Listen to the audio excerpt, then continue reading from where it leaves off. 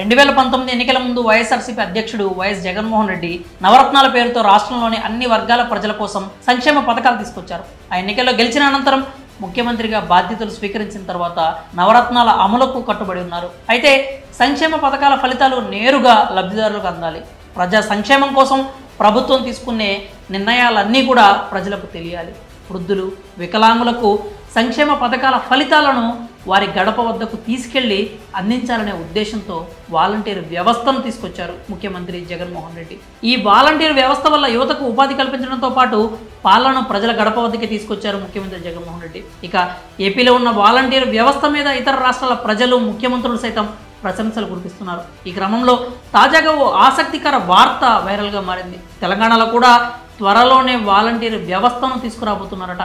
Congress party అధికారంలోకి వస్తే కార్యకర్తలను వాలంటీర్లుగా నియమిస్తామని ఎన్నికల సమయంలో రేవంత్ రెడ్డి పేర్కొన్న సంగతి తెలిసిందే. నాడు చెప్పిన మాటలను ఇప్పుడు నిజం చేయబోతున్నారట ముఖ్యమంత్రి రేవంత్ రెడ్డి. కాంగ్రెస్ పార్టీ కార్యకర్తలను వాలంటీర్లుగా నియమించడం కోసం ఇందిరమ్మ కమిటీలను కూడా ఏర్పాట్లు చేయబోతున్నట్లు వార్తలు వస్తున్నాయి. ఇప్పటికే దీనికి సంబంధించిన కార్యాచరణ ప్రారంభమైనట్లు తెలుస్తోంది. ప్రభుత్వ పథకాలను ప్రజలకు చేరువ చేయడంతో పాటు పార్టీని ప్రజల్లోకి తీసుకెళ్లడమే లక్ష్యంగా రేవంత్ సర్కార్ ఈ నిర్ణయం తీసుకున్నట్లు సమాచారం.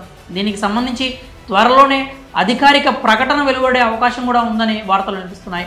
ఇందిరమ్మ కమిటీలే వాలంటీర్లుగా అధికారంలోకి వచ్చిన 100 రోజుల్లోగా 6 గ్యారంటీలను ఖచ్చితంగా అమలు చేస్తామని చెప్తున్నారు కాంగ్రెస్ నేతలు.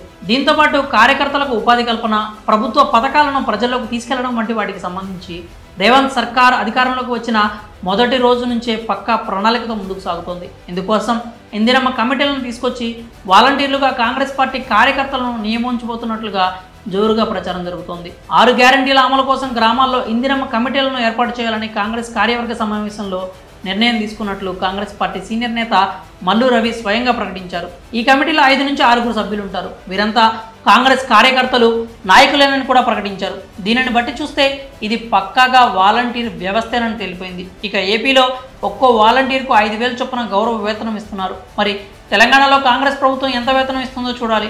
ఏపీ వాలంటీర్ వ్యవస్థను తెలంగాణలో ఫాలో అవుతుంది.